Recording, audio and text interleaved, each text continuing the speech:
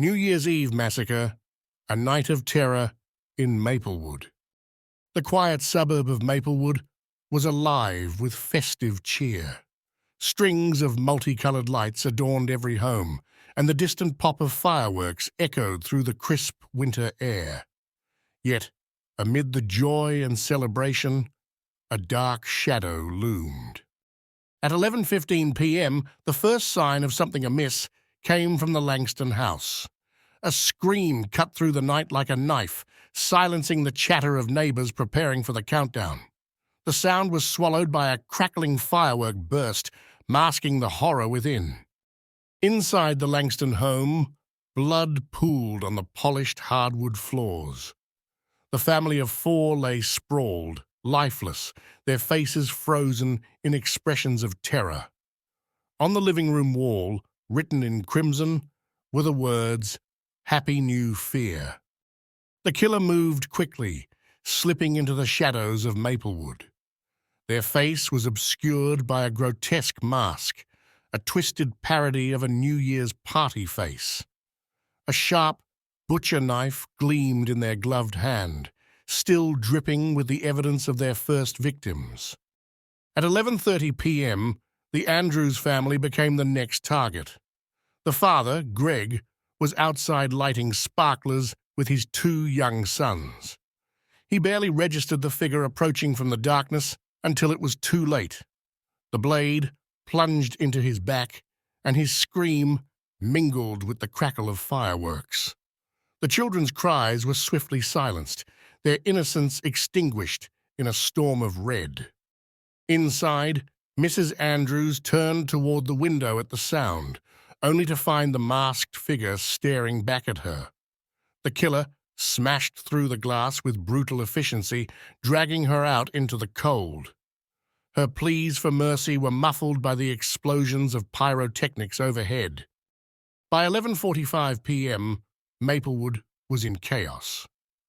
The police were inundated with frantic calls, but the cacophony of fireworks drowned out the sirens. The killer, moving like a phantom, struck house after house. Each scene was more grisly than the last. A young couple embracing on their porch, an elderly woman watching television alone, a teenage girl sneaking out to meet her boyfriend. No one was spared. By midnight, the town square was packed with revelers counting down the seconds to the new year. 5, 4, 3, 2. The masked killer emerged from the crowd, unnoticed at first. Fireworks exploded in a dazzling display of light, illuminating the horror unfolding below. The killer plunged their blade into the nearest victim, a woman holding a glass of champagne. Chaos erupted as the crowd scattered, screams mingling with the jubilant cheers of the oblivious countdown on TV screens. The massacre reached its crescendo as the killer moved through the throng, slashing indiscriminately. The ground turned slick with blood, and the air was thick with the stench of death and gunpowder. A brave few attempted to fight back, but the killer was relentless, their blade a blur of savagery. As the final firework faded, Maplewood fell silent. The killer stood alone in the carnage, their mask splattered with blood, the knife clutched tightly in their hand. From the distant hills, the faint sound of celebration continued, oblivious to the nightmare that had unfolded in the quiet suburb. When the police finally arrived, the killer was gone, leaving behind only the chilling message etched into the town square's clock tower. This year, death celebrates too. The massacre would haunt Maplewood forever, a bloody scar on the memory of New Year's Eve.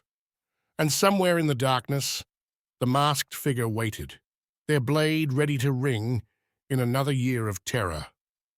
Please like and subscribe. Happy New Year!